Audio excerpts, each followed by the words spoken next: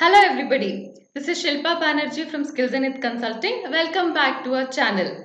Today we will be dealing with the Karnataka State Syllabus 7th Standard Social Science History Lesson number 1 Vijayanagara Empire Part 4. Specifically in this video today we will learn about the cultural contributions of the Vijayanagara Empire. So to be again more specific, in the cultural contributions we will cover these aspects of the Vijayanagara Empire: administration, social status, economic status, literature, religious harmony, and art and sculpture.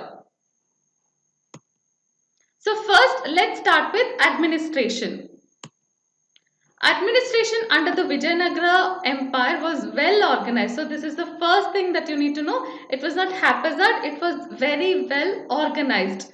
It had a very strong central administration and it adopted decentralized administrative system. So now don't get confused because you have both the words centralized and decentralized. What it means is the ultimate power was in the hands of the ruler, that is the king of the Vijayanagara Empire, but they had several smaller rulers or smaller kingdoms who took care of the administration in their respective districts or in their respective provinces. They were given freedom to a certain extent. That's why we say it was a decentralized system. The king enjoyed absolute authority in executive, judicial and legislative matters. So again what it means is, although there were smaller officials or people who reported to the king, the ultimate decision was with the king, especially if there was any dispute. Whatever the king said was the final word. He was the highest court of appeal. So there was nobody beyond king. Whatever the king said had to be agreed upon. You could not appeal. If you could not disagree with the king and you could not appeal to any power higher than the king. There were many ministers to assist the king and leaders of local provinces. So as I told you, there were many provinces and there were leaders. There were appointed leaders in each of these provinces, and there were also ministers who took care of different departments or different aspects of the empire. For the administration purpose, because you remember Vijayanagara Empire was a very big kingdom, the kingdom was divided into several provinces. Provinces meaning smaller geographical areas. These provinces were called mandalams. The provinces were divided into regions which were called nadus. The regions were further divided into cities which were called sthalas, and the cities were divided into small village groups called the gramas. So from provinces to gramas there were different provinces or different administrative levels or the hierarchy. So you can compare this to what we have currently. You have our country. Country is divided into different states. States has districts. District has taluks. Correct. So this is only for the administrative convenience. Similarly, Vijayanagara Empire also, for the administrative convenience, it was divided into different geographical areas. Okay. But the provinces was the biggest one or the largest one, and the gramas or the villages were the smallest administrative level. Each province, that is the Mandalam, was governed by the governor called Mandaleshwara or Nayak. To give a comparison, we can compare them to the chief ministers that we have in current state system. Okay, they were the king's representatives. So they represented the king. They followed everything that was decided by the king. In their own provinces, they were the, because not all the people could go to king all the time, right? He was not reachable. So you had these people who were the representatives of the king in the different provinces. The village administration was managed by hereditary officers. See, back then almost everything was hereditary. The kings, the rulers, one ruler from the other. It was a hereditary post. It was not the question of capability or ability. It was more hereditary. So similarly, the village administrators also. So it passed on from father to son and then his son. So it was hereditary. The king was the supreme judiciary. As I told you already, the ultimate power, the ultimate decision was with the king. Nobody could question his decisions. regional officers dispensed justice in provinces. So again, as I told you, not everybody could come to the king for all the matters. So all the matters at the provincial level was taken care of by the regional officers. Okay, in matter of justice, harsh punishments such as mutilation, that means removing of one of the body parts, or throwing of elephants were followed. Again, it was I think very violent, and I would even say gruesome, but back then it was practiced. That means it shows that they took justice system very, very seriously. Land revenue was fixed as 1/6 of the produce. Now what is the land revenue?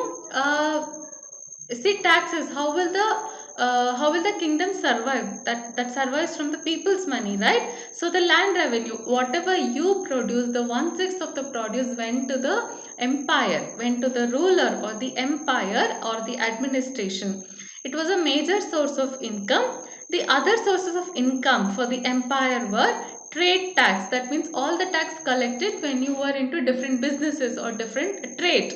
Profession tax for carrying out different professions, for whatever work you did and whatever you earned from those professions, a part of that income had to be given to the empire.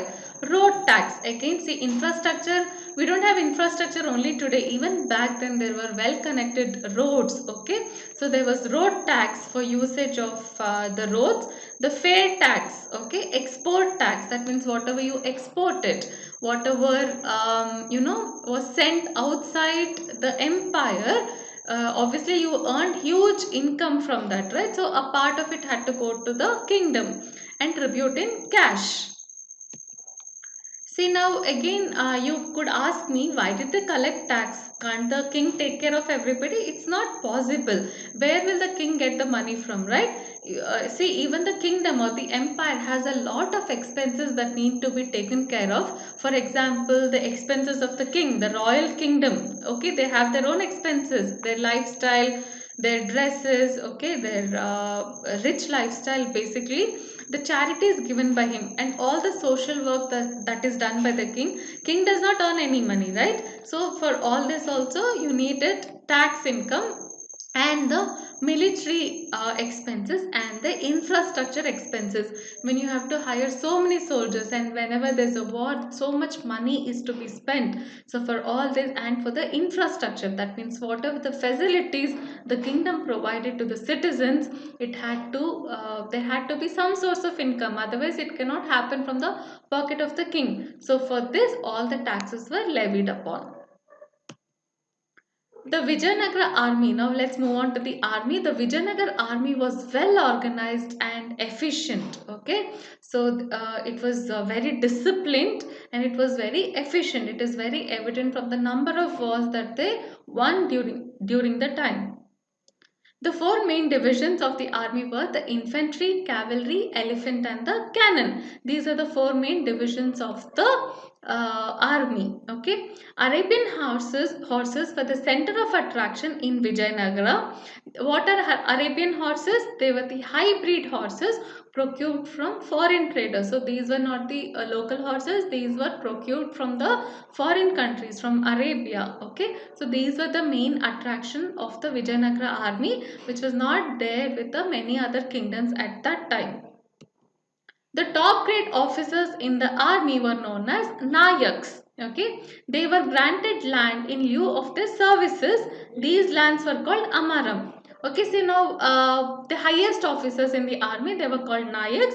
They were not paid cash or salary. For all the services that they did to the army, for the kingdom, what they did was they provided land. That means the king or the kingdom provided land in return of the service that they were doing to the motherland. The soldiers were usually paid in cash. So the higher officials were given land. The low rank or the entry level soldiers, they were paid cash. So that was about the administration. Now let's move on to the social status of the Vijayanagara Empire. The buildings were splendid. So again, I think I've repeated it often. The Vijayanagara Empire was one of the richest empires. So you can imagine the richness and the splendor that that was there during the period. The buildings were splendid, that means they were huge, they were beautiful, okay? And the social life was very luxurious. So obviously, because people had so much money, they had so much of wealth, they did not lead a very simple life. Their social life was very luxurious. They spent a lot on, things. They had very well decorated houses, huge houses, good clothes, okay? The material used for clothes was mainly silk and cotton. So this tells us what kind of luxurious life they led. People used perfumes, flowers, and ornaments. So this fashion and the style that all of us do, it is not just limited to these days. Even in those days, especially the rich, they had a sense of fashion, they had a sense of style. They used perfumes, they used flowers and ornaments. So all this is the indicator that the people of the Vijayanagara Empire led a very luxurious lifestyle. The rich had beautiful houses and large number of servants. Obviously, they had so much of money to spend, so which they showed in their lifestyle. So they had huge houses, not the small congested houses. They had very big houses and they had several servants to assist them in the lot of household chores. So this was about the good thing. Now let's move on to the bad thing. Unfortunately, there were some social evils too during that period, like slavery. Slavery meaning you just bought people, like you buy things, you bought people, and they had to work for you. You only gave them food, and uh, their living was very pathetic. You did not give them any facilities. They were made to work like animals. Okay, so unfortunately, slavery existed. Child marriage also existed.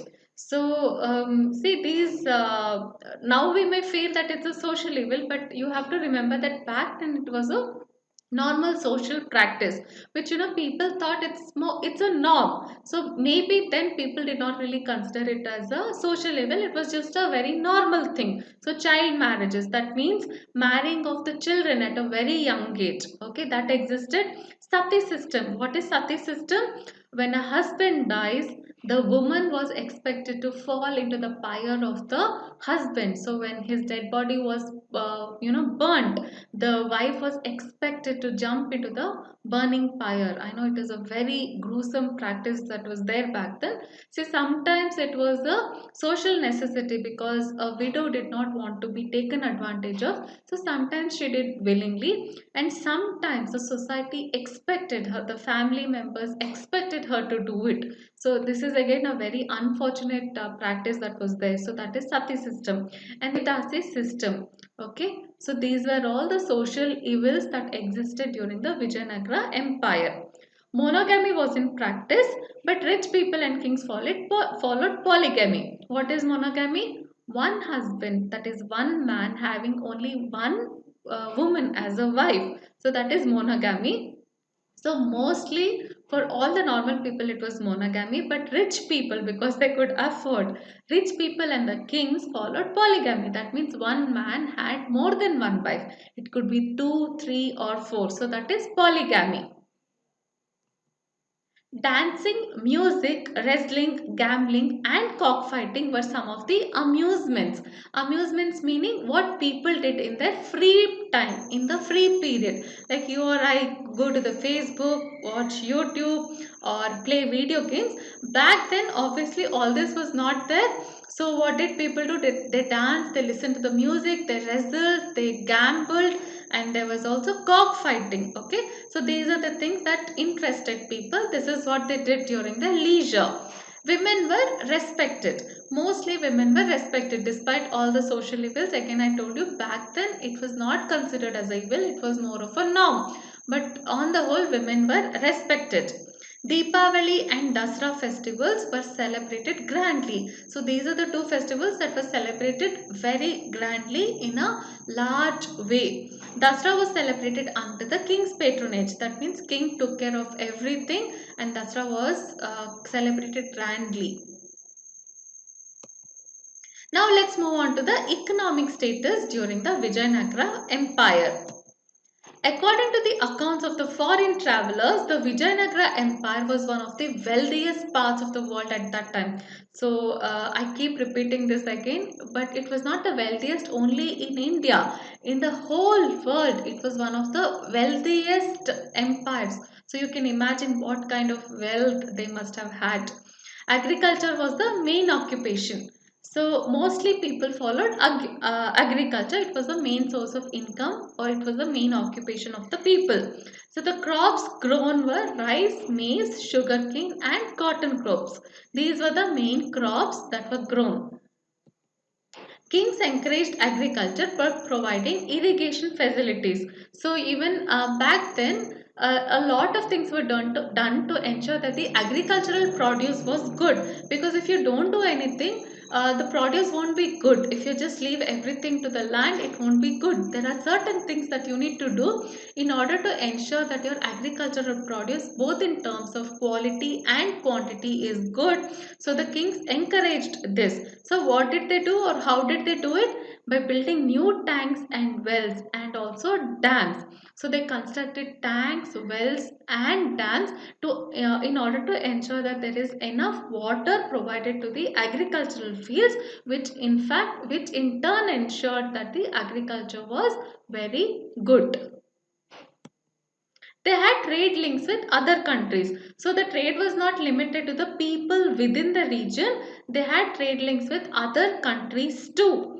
Commercial contacts with Arabia, Persia, South Africa and Portugal on the west, and with Burma, Malay Peninsula and China on the east flourished. So these are all the countries that the people of Vijayanagara traded with. So this gives you an account. It was an international trade. It was not limited to the region alone.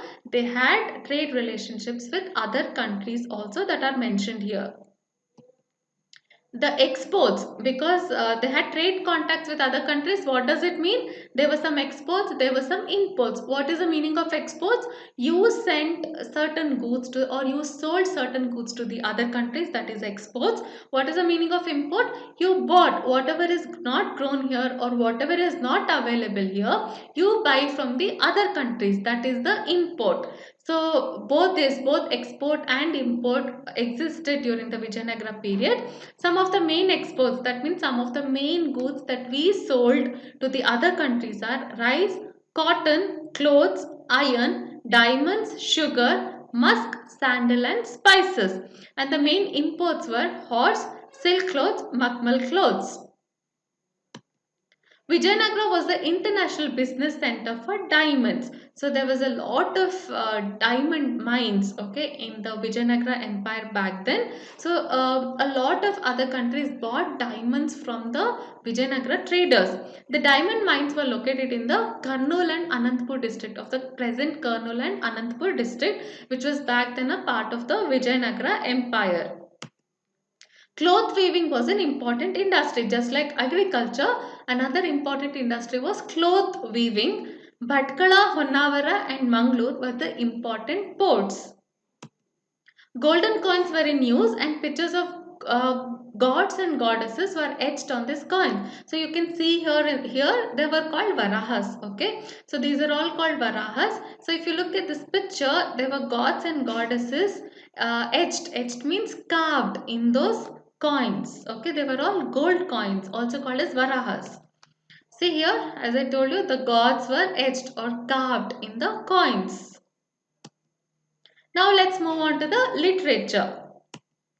During the reign of the Vijayanagara Empire, literature of Sanskrit, Telugu and Kannada languages developed immensely. So because it was a huge empire, there were people talking all these languages. You had people who spoke Kannada, you had people who spoke Sanskrit and you had people who spoke Telugu. But the good thing about the Vijayanagara rulers was, irrespective of what language they spoke or what language what was their mother tongue, they equally encouraged or patronaged the literature of all these languages. So some of the important works that were written, or some of the important literature works of the Vijayanagar period were Vidyaranya's Shankara Vijaya and Sarvadarshana Sangraha. Vidyaranya's brother Shayanacharya's Vedartha Prakasha and Ayurveda Sudhanidhi. Other than the writers, that means these were professional writers, but you also had kings and the family members who also created sufficient literature. That means they were also interested in reading literature, in writing their own works. So for some of the examples of this are Ganga Devi wrote Madhura Vijayam. Ganga Devi was the queen. Praudadeva Raya wrote a great drama called Sudhanidhi. Krishnadevaraya, the peak of literary achievement was achieved during his reign. So, a lot of important literature, many of the important books were written during the Krishnadevaraya's period because he was a great patron of literature. He was himself a scholar in Sanskrit and Telugu. That's why he encouraged literature because he was himself a scholar. He himself wrote many of the works such as Jambavati Kalyana, Madalasa Charitam and Rasamanjari. He was a poet too and he wrote Amukta Malayada in Telugu. Because he encouraged Telugu literature, he got the title Andhra Bhoja, which was already we have spoken about this in the previous videos. There were 8 famous scholars called Ashtadiggajas in his kingdom. How can we talk about Krishnadevaraya and literature and not talk about the famous literary people in his kingdom? So these are the 8 Ashtadiggajas in his kingdom. See, now again there is a controversy about the names. Not everybody agrees that these were the 8 Ashtadiggajas. If you look at the different works or different writers, they mention different 8 people, not all of them, but one or two. There is always a controversy, but anyways, this is what we found out. We did enough homework on this and we've come up with these names. So these were the Ashtadikkajas in the Krishnadevaraya's kingdom. Allasani Pettanna, Nandi Timmanna, the poet Srinatha, Pingali Suranna, Tenali Ramakrishna, Ramaraja Bhushanudu, Lakshmi Kumara Tatacharya, Ayalaraju Ramabhadrudu. So these were the Ashtadikkajas, or the great literary, great writers who were there in the Krishnadevaraya's court. So if you look at again, this is just a representative picture, not the real picture. So this was Krishnadevaraya and these were the 8 court writers or the poets, the Ashtadikkajas. So now, why the title Ashtadikkajas? So what is the meaning of Ashtadikkajas? Ashta means 8 or into.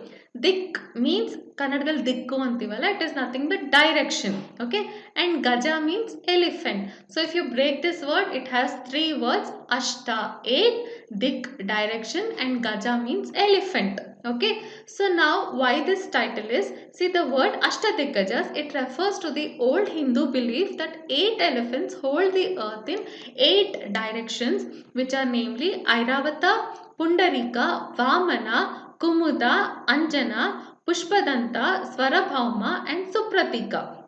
So there's a belief, okay, that these are the 8 elephants that hold the earth together. Okay.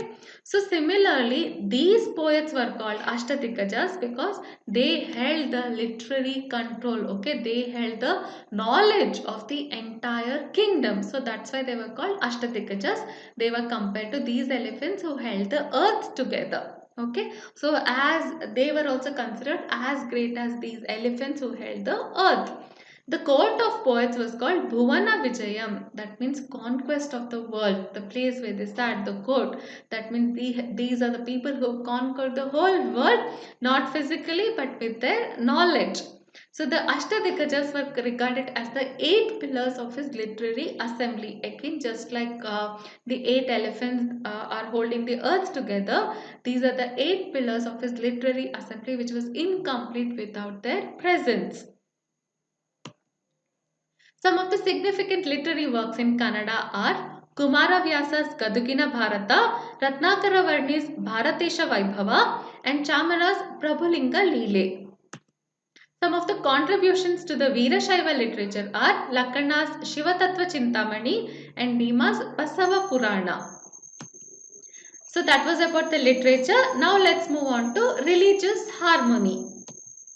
See, as I mentioned earlier, these Vijayanagara rulers, although they belong to different dynasties and their faith was different, they worshipped different deities, Obviously they were all Hindus, but they never imposed, or they never forced their people to follow one religion or one god over the other. They in fact gave freedom to everybody. Okay, so that's why they're often considered great. The Sangama rulers were Shaivites and Virupaksha was their family deity, but the other dynasties were Vaishnavites. So even within the Vijayanagara rulers, you can see so much of difference. Okay, Ramanujam's Sri Shaivism was very popular.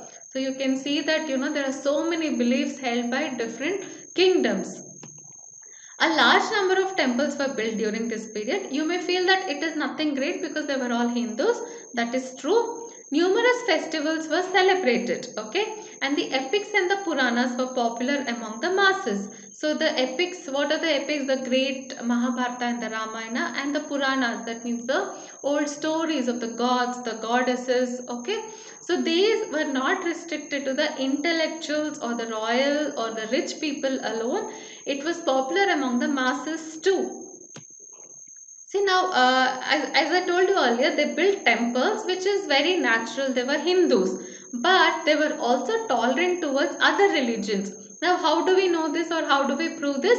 Because Muslims were employed in the administration and they were allowed to build mosque and worship.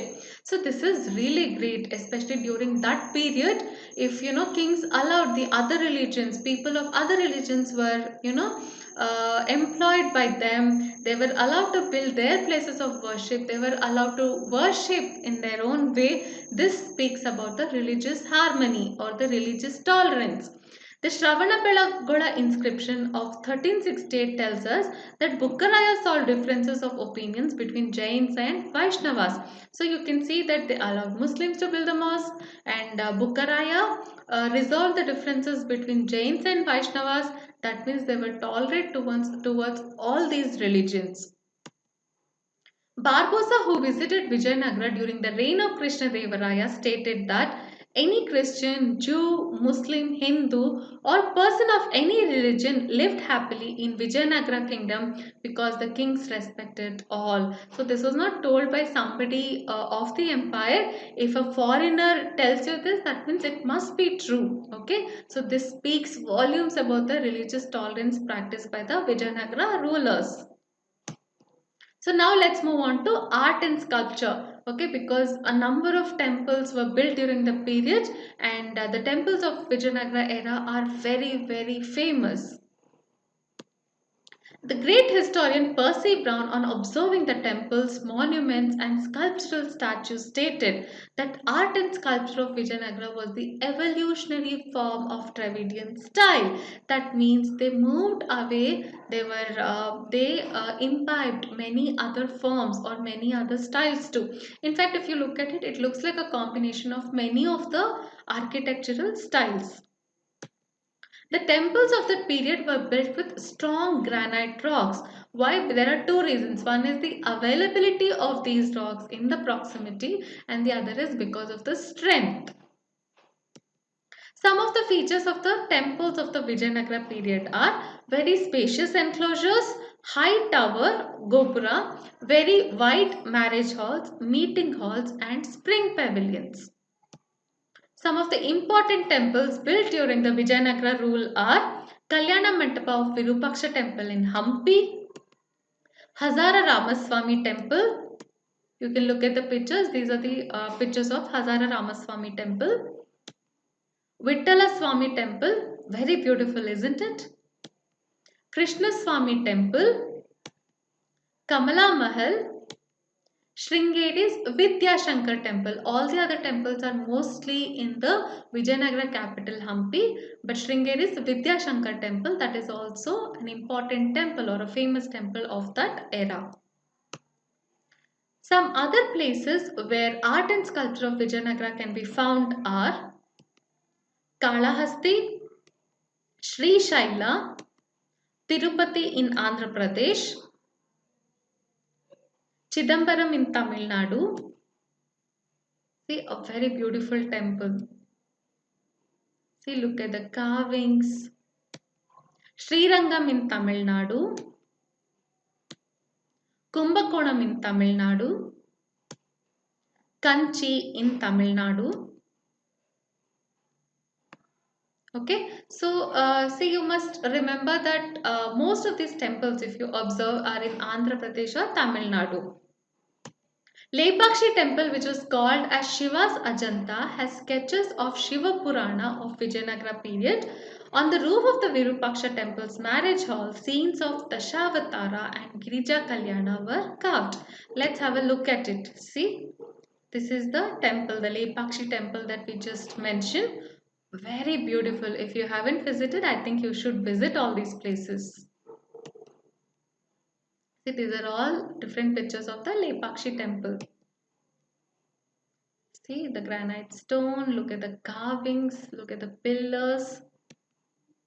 This is the paintings on the roofs, okay, that we spoke about. See, you can see all these paintings. Stone chariot, idols, Narsimha and Ganapati illustrate the monolith stone sculpture of the Vijayanagara reign. What is monolith? Ekashila, andre only one stone, single stone is used to make the entire idol or the entire sculpture. Okay. See, this is the chariot that we mentioned. These are all examples of monolith structures. The Ganapati idol, the famous Ganapati idol. Dakshinadi music, so that was about the buildings and the monuments and the temples, the architecture. Now let's move on to a little bit of art.